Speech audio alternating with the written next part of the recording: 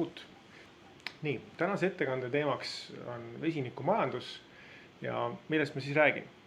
Ma räägin vesinikumajandusest ja metanoolimajandusest, sest need kaks on omavahel seotud. Ja miks need on seotud? On sellepärast, et kui me võtame vesiniku enda energia aluseks ja me samas ka tahame kemikaale toota ja me ei taha kasutada fossiilseid kütuseid mitte millekski, siis sisuliselt on meil tarvis kasutada mingit muud süsinikuallikat ja selleks tõenäoliselt on siis CO2 ja metanool on siis üks võimalikke süsinikukandjaid, mida saab CO2-st toota.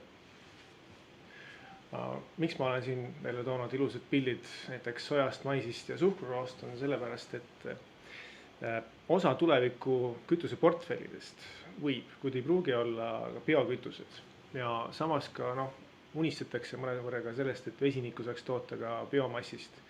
Tõsi, tundub, et sellistest kõrgväärtuslikest kultivaridest kuidas öelda, laiatarbekauba tootmine ei pruugi olla väga mõistlik, ilmselt ei olegi. Aga sellest hoolimata ühiskond vähemalt vajab seda alternatiivi. Aga lähme edasi vesinikumajanduse juurde. Nii, miks on meil vaja vesinikuga tegeleda? Üks asi on CO2, nagu me kõik teame. Teine on ka see, et me tegelikult meie ühiskonna energiatarve kasvab jätkuvalt.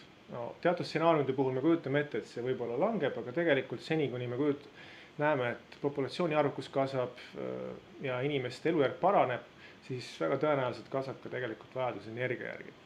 Ja see, kuidas me näeme, et mismoodi tulevikus me hakkame seda energiavajadust rahuldama, siis tundub, et me jõuame ikkagi maailmas globaalses tasandis ikkagi päikese juurde, me jõuame tuule juurde ja see tähendab ka seda, et meil on tarvis mingisugust salvestust.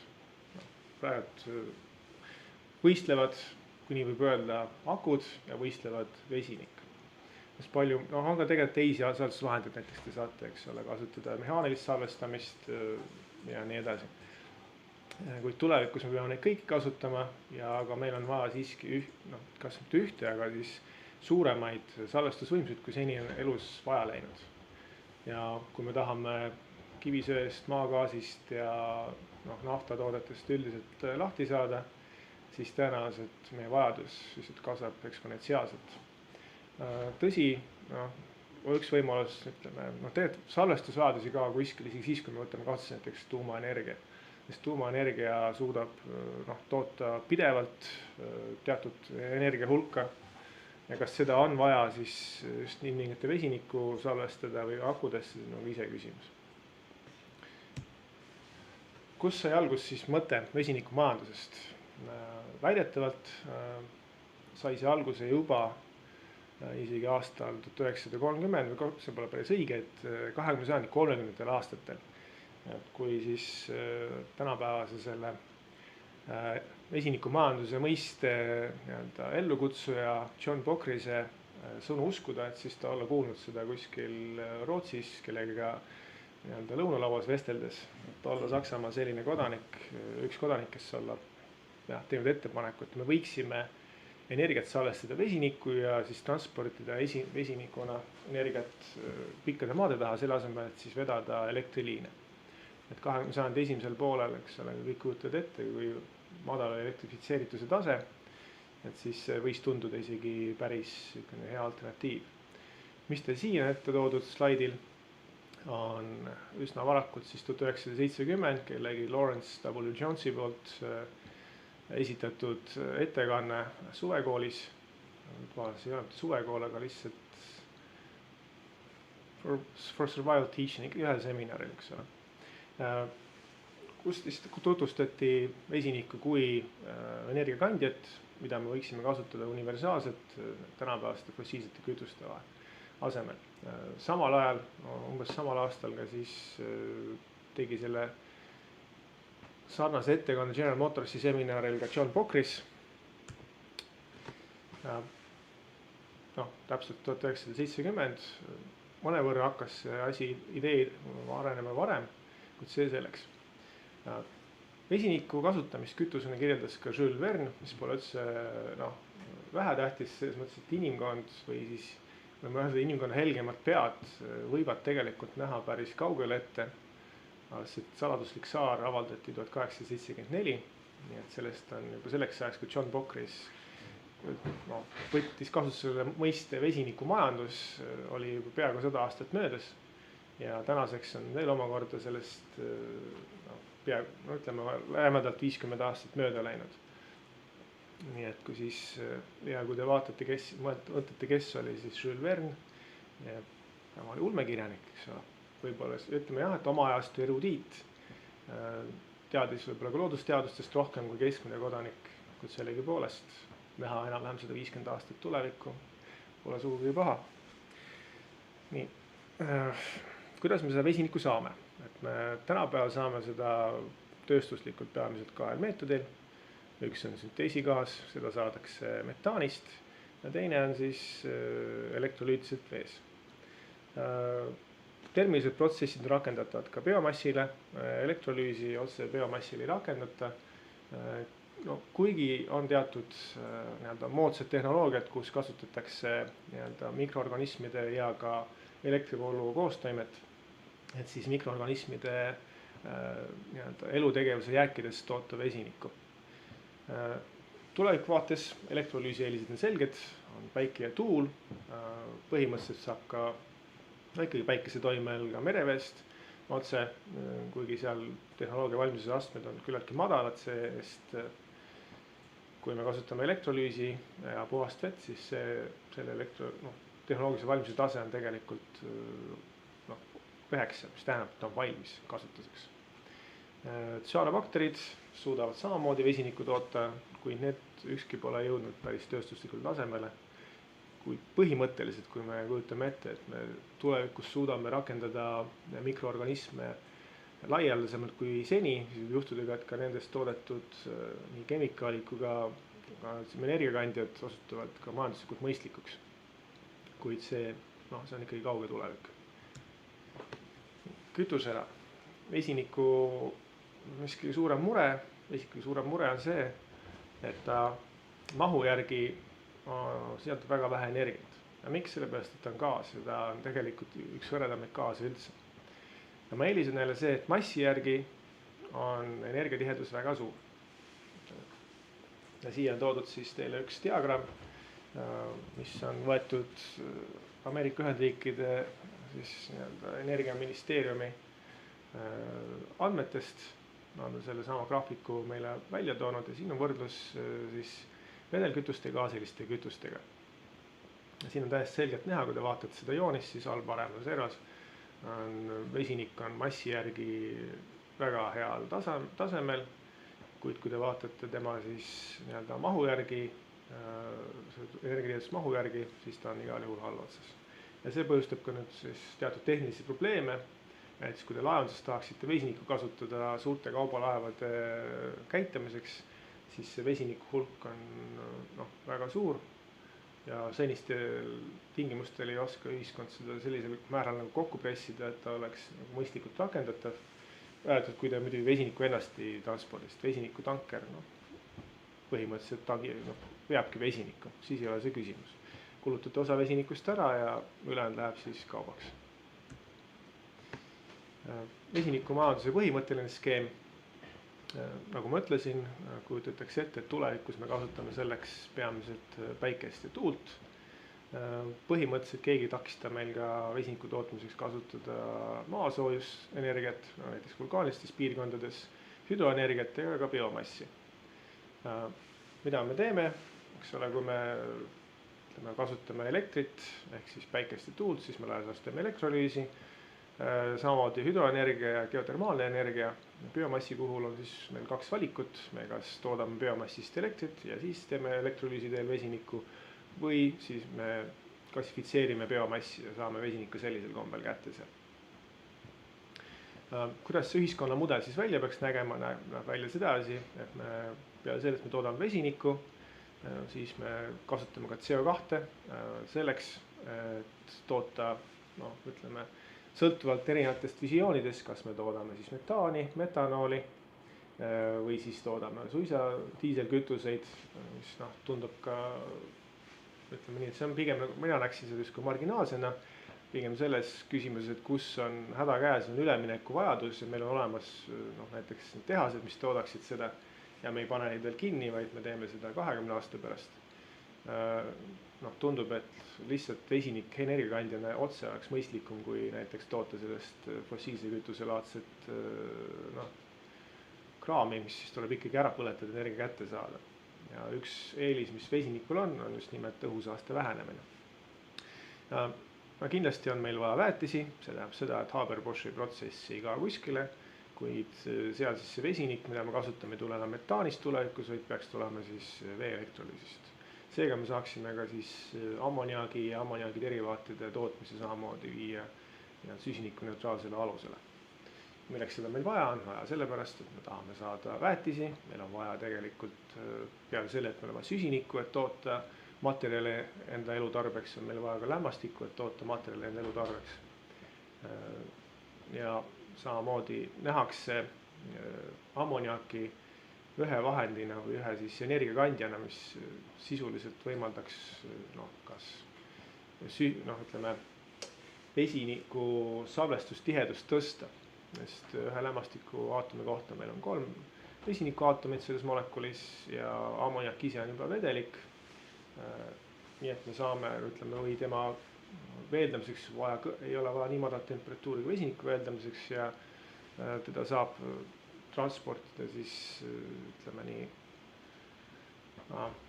parematel tingimustel, tema energiatihedus võrreldes vesinikuga on mõnevõrra kõrgem, mis tähendab, et siis näiteks laevakütusena võiks ta tulla kõne alla. Siin on niisugune teistsugune diagramm selle kohta, et kus siis vesinikku peaks tulevikus kasutama. Kui me tahame rääkida sellest, et me oleks vaja süsinikuneutraalsust saavutada, siis esimene koht, kus ilmselt tundub, et on mõistlik kasutada, on kindlasti transport. Selles nähakse ette, et ta võiks igas segmendis olla tegija, kuigi need arvamused erinevad. Näiteks tihtipeale leitakse, et rongides ja pikamaaveokites on vesinikust asja, samas et näiteks sõiduautodes ei ole temast asja pikas perspektiivis, kuid praegune kommertsiaalne seis on just vastupidine, et meil tegelikult on olemas vesinikuautod, mida me saame poest osta, nad küll mõnevõrra kallid, aga siiski. Ja me saaksime neid põhimõtteliselt igapäevaselt kasutada, et Eestil on muidugi mure, et meil veel vesinikutanklaid ei ole, aga kes armastab Riiat, siis miks mitte. Seal on lähim vesinikutankel praegult. Tulevikus me näeme ka, et põhimõtteliselt oleks tarvis vesinikku kasutada majade soojendamiseks või kütmiseks tegelikult. Et kõik, mida me praegu teeme fossiilsete kütustega või biomassiga, siis sedasama me peaksime tegema vesinikuga. Ja siis samamoodi, et kui me juba toodame sooja või tegelikult isegi mõistlik oleks vastupidi, et kui me juba toodame vesinikust elektrit, ja kuna need kütuseelemendid eraldavad ka soojust, siis me põhimõtteliselt võiksime ka seda jääksoojust ära kasutada ja seetõttu siis efektiivsust tõsta. Järgmine samm, kuhu me tahaksime jõuda, või ühiskond tahaks jõuda, on siis ka tööstuse puhul vesinik kasutamine nii sooja kui elektri saamiseks. Ja ma ei tea, kas see just viimane peaks olema, aga ka üks tuleviku olulisi kohti, kust praegu vesinik kasutatakse palju, on keemiatööstus. Ja miks meil keemiatööstus seda vaja, siis tegelikult, nagu ma ennem sedastasin, enamus mateeriast, mis me enda ümber toodame, tegelikult on plast. Ma ei tea, kas kõik on plast, aga väga palju, sest on plast ja plast on nafta. Ja nafta me peame millegi asendama. Ja ilmselgelt me ei suuda seda kõike kogu inimkonnale toota siis biomassist. Kui me tahame ikka, et meil loodust alles jääks, siis ilmselt peame kuskil tegema kompromissi. Nii. Kuidas siis nähakse, et milline võiks olla vesiniku konkurentsivõime tulevikus? Nähakse sedasi, et alustame lihtsalt ülemisest diagrammi vasak ülemine osa, helesinisega toodud kuusnurgad. Mida me näeme? Et loodetakse, et ta oleks kõigepealt tagavarageneraator, seda saab juba praegult teha põhimõtteliselt. Nähakse, et ta võiks olla metanoli tootmises või tegelikult siis ka üleüldse keemiatööstuses, eks ole, ainus, kuna teil on vaja süsinikku, teil on vaja siin lisada vesinikku ja teatud tingimustel ka lämmastikku, siis selgelt roheline vesinik saab olla ainus lahendus tulevikus, kui me kujutame ette, et me tahame saada süsinikuneutraalset ühiskonda. Ja kui see teemaks ei ole, siis muidugi on alternatiivseid meetodeid vesiniku tootmiseks palju veel. Lõpuks tahetakse näha, et me suudaksime otse vesinikku kasutada turbiinides, siis me tahaksime kasutada seda soja tootmiseks, terase tootmiseks, sisuliselt suured energiakasutuse alad. See on see koht, kuhu vesinik peaks sisenema, kuhu ta peaks saama praegult juba minna.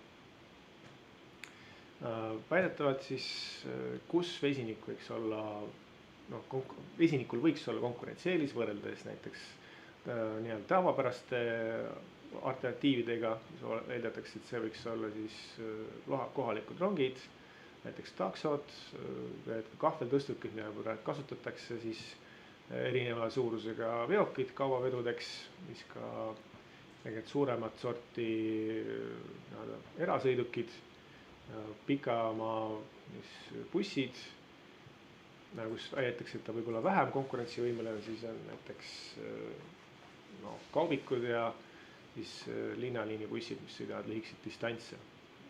Kuigi mine sa tea, eks ju, seal ilmne konkurent on tegelikult siis akul salvestusel põhinevad elektrisõidukid.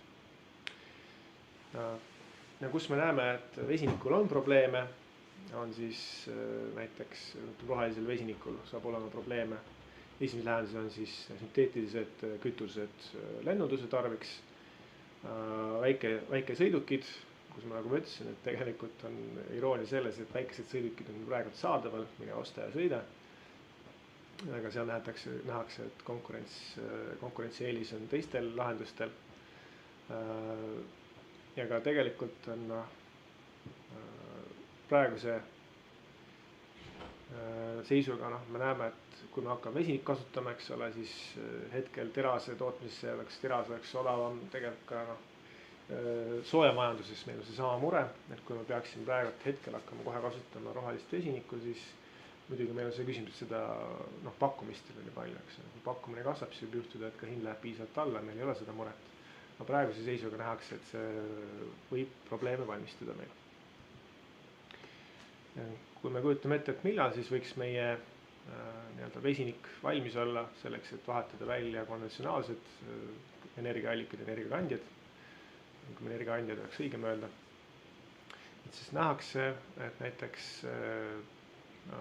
rongide ja veokite puhul see võiks saada teoks juba aasta 2020 ja 2030 vahel. Isegi bussid sisuliselt kuni 2030 tegelikult on näha, et üht-teist me saame teha.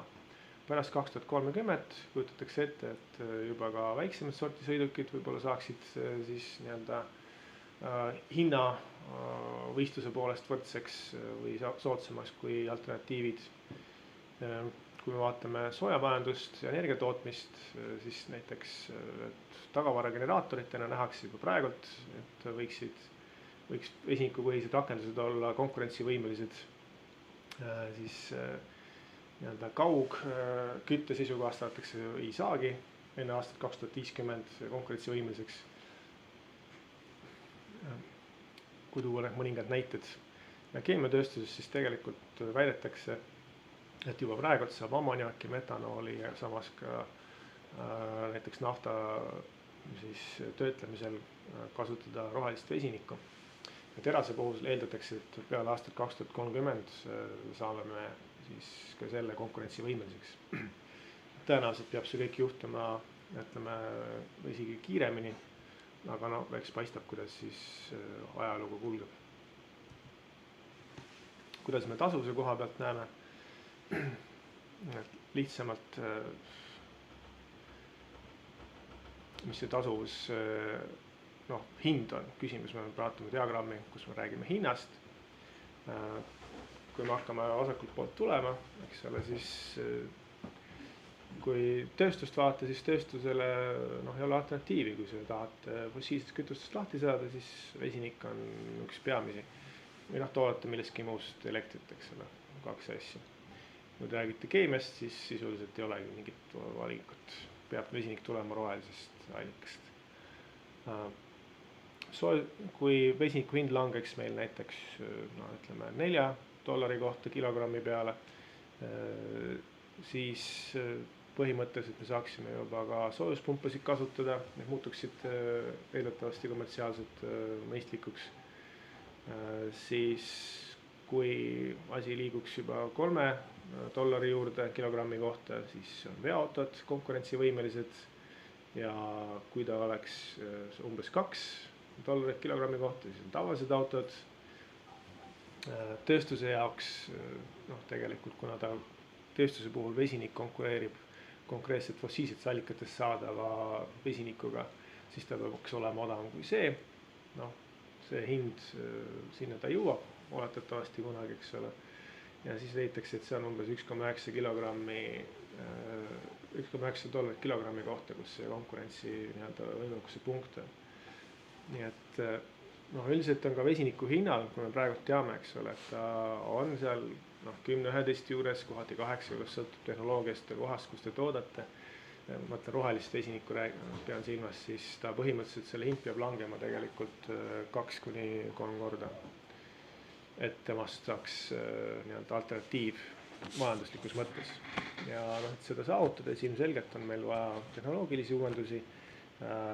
Tehnoloogilisi uuendused tegelikult ei pea olema isegi võib-olla fundamentaalsed või mingid läbimurdesed, vaid piisab ka optimeerimisest. Hea näide näiteks on liitium-ioon-akud, mis kui nad välja tulid, siis põhimõtteliselt olid ühed kallimad akud üldse ja ilma seda keemiat ülemäära palju muutmata on suudetud selle akude tõhusus ja vastupidavus viia sellisel tasemel, et tegelikult on ju universaalselt meil.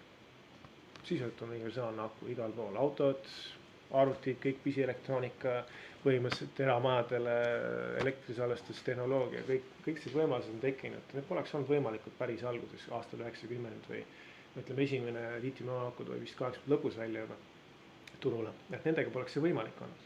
Aga tänapäeval on ja peamine, mis on toimunud, on veidikene, eks ole, modifikatsiooni akude keemias. Aga põhiliselt on olnud ju tegelikult akude juhtimissüsteemi innovatsioon.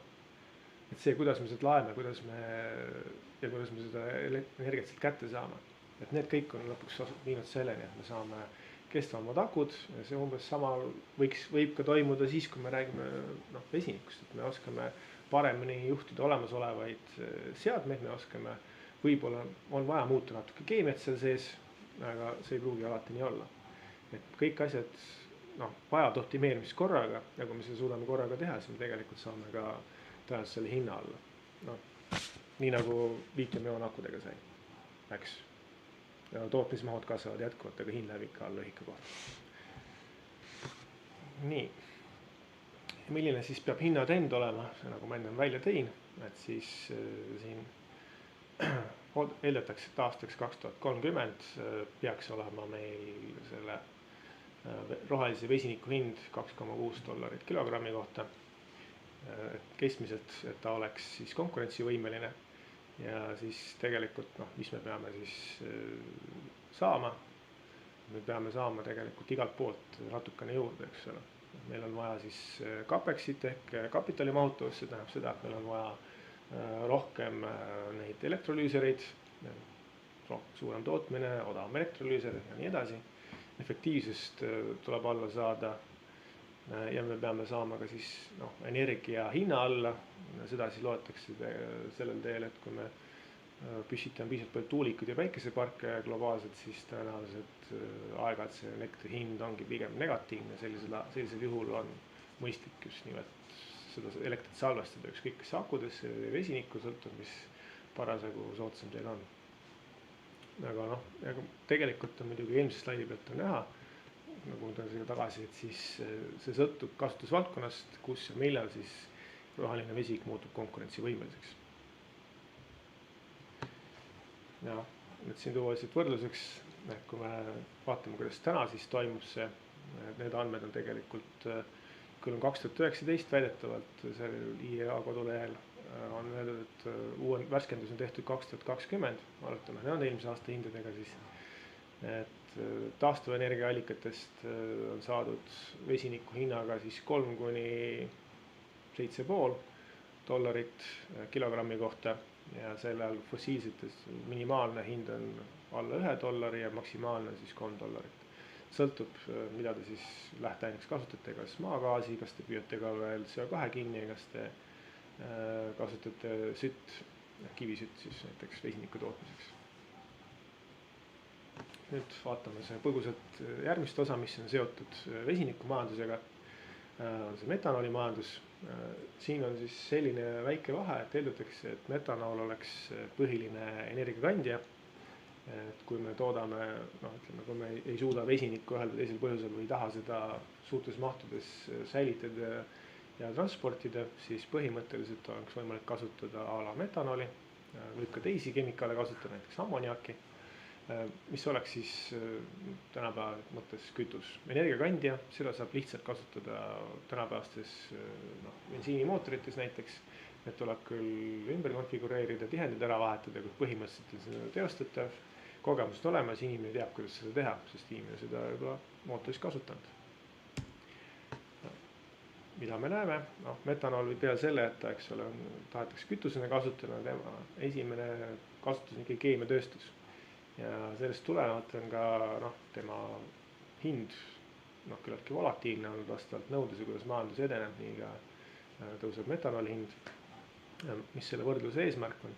Eesmärk on näidata seda, et tegelikult ka metanooli puhul, kui me vaatame, kuhu seda panna, kas panna seda automootorisse või keemiatööstus, siis tegelikult on selgelt näha, et meil oleks kasulik seda kasutada keemiatööstus ka automootoris. Hinnatrendid maailmas on selge, et metanooli tootmisvõimekus on suurem kui selle tarbimisvajadus, mis on muidugi ka siis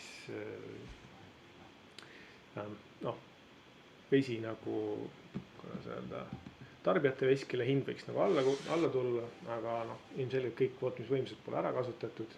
Tuleviku mõttes see tähendab seda, et meil on lihtne tootmise mahtu kasvatada, kui meil peaks nõudlus kasvama äkki järsult. Miks on siis metanool veel tähtis, on see, et sellest ta saab iseennast kasutada elektri tootmisel, ta küll on väga vähe efektiivne, et vaadatakse on spetsiaalsed kütuseelemendid, mis suudavad metanooli kasutada energiaallikana. Seal on puudus see, et toodetakse CO2 muuseas, dimetüüleetrit, mis oleks siis maagaasi aseaine, biodiislit toodetakse tänapäeval sellest, pannakse bensiinilisandiks, toodetakse ka tegelikult kloreeritud solvente, millest ühiskond tahab samamoodi lahti saada, erinevaid ja põhimõtteliselt erinevaid kemikaale edasi. Keemiatööstuse lähteaine, kütuselisand, see on see tänapäevane kasutus. Tulevikus ilmselgelt on näha, et metanooli kütuselisandina ei kasutata, kuna ei kasutata kütust sisepõlemismootorites. Mismoodi see nüüd välja näeb? Sisuliselt ta ei erine laias laastus oluliselt vesinikumajanduses, seal põhiline vahe on mahtudes ja kuhu need mahud lähevad. Kui vesinikumajanduse korral siis mahud, peamised energiakandja mahud on vesinikus, siis metanooli majanduse puhul see peaks olema metanool.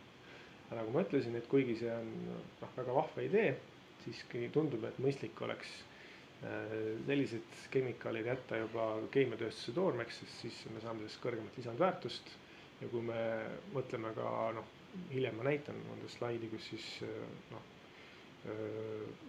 on ka mingid põhjused, miks me vesinikku tahame, et me lahendame teatud ühiskondlikke probleeme, eks ole. Üks neist on ka õhusaaste ja ega siis, kui me kasutame sisepõlemismootoris, paremini põlevat kütust, vähendame õhusaastet, aga me ei elimineeri seda. Ja kui inimesed on siis võtnud kätte ja vaadanud satelliidipilte siin viimase suurepärase koroonakriisi ajal, siis on näinud, et üle maailma suurlinnades on toimunud tegelikult vahepeal sellel, kui ühiskond on kinni pandud, on toimunud õhu puhtaks saamine. Automaagiliselt, viitimehed tahavad öelda, mis tähendab, et see oleks reaalne mõju. Kui me igapäevaselt kasutaksime elektriautosid, ükskõik mis neile kütus on, kas otse elekter või kas vesinik, siis tegelikult meie linnade õhukvaliteet oleks kordades parem. Ta oleks inimese tervisele vastuvõetav. Ja see on see üks koht, kus tegelikult ei ole näha alternatiive. Et see on see üks peamisi põhjuseid võib-olla isegi, miks me peaksime näiteks vähemalt linnalises keskkonnas üle minema elektritranspordile ühel või teisel kombel, olgu siis kas vesinikupõhisele või lihtsalt akupõhisele. Nagu ma ütlesin, metanooli majandus saab teatud mõttes niikuinii olema. Temast saab siis meie keemiatööstuse lähtematerjal väga tõenäoliselt. Me saame sellest toota kõike, mida meil vaja on. Mis selle eelis on? Eelis on see, et tegelikult metanoolist kõikide asjade tootmiseks on meil olemas protsessid, mille tehnoloogia valmiduse tase on väga kõrge. See tähendab seda, et nõudluse olemasolul me põhimõtteliselt saaksime tehased juurde ehitada ja võtta kasutusele enam-vähem kohe. Ütleb nii palju, kui meil siis planeeringute ja projektide ettevalmistamiseks aega läheb, pluss ehitamiseks. Et järgmise 5-10 aasta jooksul me saaksime tõsiselt suurendada metanooli kasutamise võimekust ja metanooli tootmise võimekust. Ma ütlesin, kütuseelemendis ta ei ole väga efektiivne, kuid põhimõtteliselt on kasutatav. Kus me nüüd siis, nüüd on ka seda, et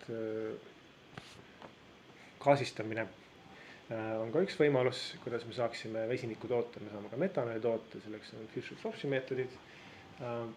Seda ei kasutata ülemäära palju tänapäeval, sellepärast et ta on olnud seni siiski kallim, kui toota kõiki neid kemikaale ja kütuseid otse naftast.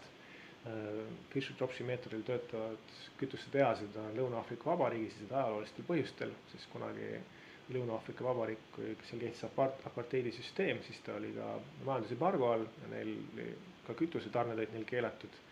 Ja kuna neil naftavarusid ei ole, siis neil jäänud muud üle, kui toota ise kütust ja selleks oligi siis sündgaasist kütuste tootmine. Nii, kus see seos on vesinikumajandusel ja metanooli majandusel? Isegi kui me kujutame ette, et metanooli majandus ei saa olema prevaleeriv, vaid ainult osa meie majandusest ja vesinikumajandus on prevaleeriv tuleviku energiamajandus, mis sisuliselt ilma metanooli majanduseta me ei saa. Seda on meil vaja, kuigi siin on toodud justkui punase kasti, et me toodame siis kütuse lisandeid ja kütuseid, siis tegelikult temast oleks meil mõistlik toota muid kemikaale, kui me kütust enam ei taha. Või siis, kui me teame, et me tahame näiteks kasutada kütuseid lennunduses, ühel või teisel põhjusel oletame, et me ei saa pika maailma taha sõitmiseks kasutada elektrit ega vesinikku. Ja tahame ikkagi, et lennukid lendaksid üle kontinentide ja ookeanide, siis üks võimalus on nii, et me toodame nii-öelda rohelist kütust ja me tangime seda lennukikütust. Ja seda saab ilusti siis CO2-st ja vesinikust toota.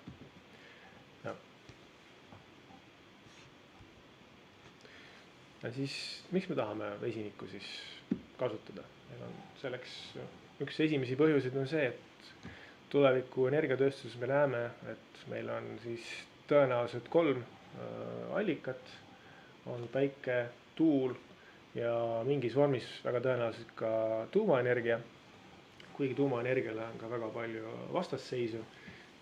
Tuumaenergia tulevik on selles mõttes nendes riikides, kus teda veel ei ole, on ebaselge, et kas me suudame neid uusi võimsusi sinna tuua. Näiteks Eestis, eks ole, on olemas üks ettevõte, üks rühm inimesi, kes tegelevad selle tuumaenergia aktiivse propageerimisega ja see ka päriselt võib olla üks osa meie energiaportfellist, lihtsalt praegu veel ei ole seda. Kui meil on olemas selline suurepärane energiamajandus, kus peamiselt päike ja tuul toodavad meile elektrit, siis me vaja seda elektrit ka salvestada. Ja selleks on erinevad vahendid olemas. Me näeme, et on kasutada ka siis näiteks akusid, õhu komprimeerimist, ka ütleme siis vee pumpamist reservuaaridesse, nii et nad võtaks teatud kõrguste vahe, kus me siis kasutades soodsat elektrienergiat, pumpame vett reservuaari mäest üles ja siis laseme turbiini alla pärast, kui aeg käes on, et toota elektrit. Ja siis me saame põhimõtteliselt vesinikku toota sellest ja me saame toota sellest ka metaani. Ja kõikidel juhtudel, eks ole, on näha, et kui me tahame seda suurt mahtu saavutada, mida meil tõenäoliselt on vaja saavutada, et siis tegelikult vesiniku tootmine oma võimekuse poolest, eks ole, on üsnagi vajalik meile. see maht, mis meil on teravattides, mida meil vaja on, eks ole, ilmselt rohkemgi. Aga seda vesinik võimaldab ja me saame seda säilitada tegelikult üsna pikalt. Tegelikult hea küll, et meil on nagu kuude kaupa, aga põhimõtteliselt saaks vesinikku säilitada ka võib-olla aastaid, kuigi tema põhiline probleem on see, et ta on väga väikese molekulmassiga väga madala viskoossusega gaas, mis tähendab seda, et ta lekib igast väiksest praost ja kaod säilitamisel on suured. Aga kui me teeksime metaani näiteks, siis metaaniga võib-olla me saaksime aastaid, sest selleks on olemas üsnagi mõistlikud kasutamistingimused ja väga, väga suur kasutuskogemus. Ja, miks siis veel vesinikku? Meil on tegemist murega, kus meil õhusaaste on päris kõrge. Et kui üks asi on CO2 küsimus, teine asi on tegelikult see, et meil näiteks linnastutes lokaalne õhusaaste on inimese tervisele konkreetselt kahjulik. Selle vastu pole kuidagi võimalik vaielda. Siis, kui me läheksime üle näiteks vesiniku või elektripõhisele transpordile, siis me saaksime kohaliku saaste alla viia piisavalt, et see ei oleks enam oluline terviserisk inimestele.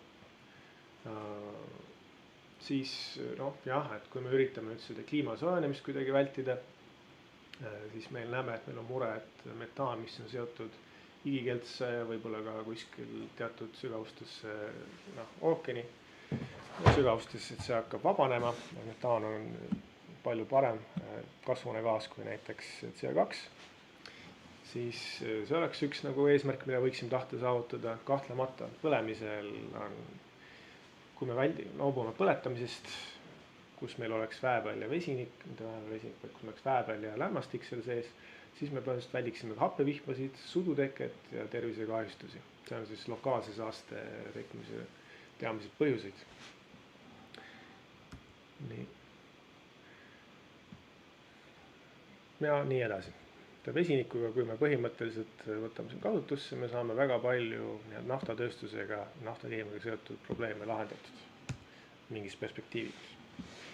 Transport, mida me oskame öelda, et kunagi tehti ettepanek, et vesinikku võiks transpordida elektri asemel mööda torujuhtmeid ja arvutused, mis tehti aastat või avalikustati 1972, nende järgi tasub ära torujuhtme kaudu vesiniku transport elektri asemel siis, kui torujuhe on rohkem 350 kilti pikk. Tõsi, kas see tänapäeval sama on, see sõltub, ei pruugi enam olla, sest ka ülekande efektiivsused on tõusnud, seda kõik tehnoloogiat parandatud ja samas ka võib-olla on paranenud ka vesiniku transpordi efektiivsus. Nii, millised on väljakutsed meie ees? Me näeme, et meil on tegelikult vaja seda turgu tugevdada. Me oleme tegelikult üleminekul teatud osas uurimisfaasist tehnoloogia rakenduse faasi, paljudes kohtades me oleme rakendusfaasis ja meil on tegelikult takistus kõrge sisenemislävend ja lävendiks on siis kapitalimahutus. Meil elektrolüüserid veel maksavad palju, meil on palju vaja ja samas ka meil võib-olla ei ole kõik see materjalid nii kättesaadavad veel, kui vaja oleks. See on see koht, kus võib-olla siis globaalne ühiskond saaks toetada, ehk siis riigid saaksid õla alla panna, suudaksid meil luua esialgse soodsa turuolukorra ja pärast siis selle pealt võiks eraettevõtlus laieneda. Ja me näeme, et ajaskaalaks me oleme, tegelikult kuigi need andmed on võetud aastast 2006, siis ajaskaala mõttes me oleme enam-vähem seal, kus oletati, et me olema peaks. Ja tegelikult aastaks 2030, 2040 meil põhimõtteliselt võiks turud olla valmis, et võtta vastu siis roheline vesinik tema täies mahus. Tänan tähelepanu eest ja nüüd on siis ilmselgelt küsimuste-vastuste voor.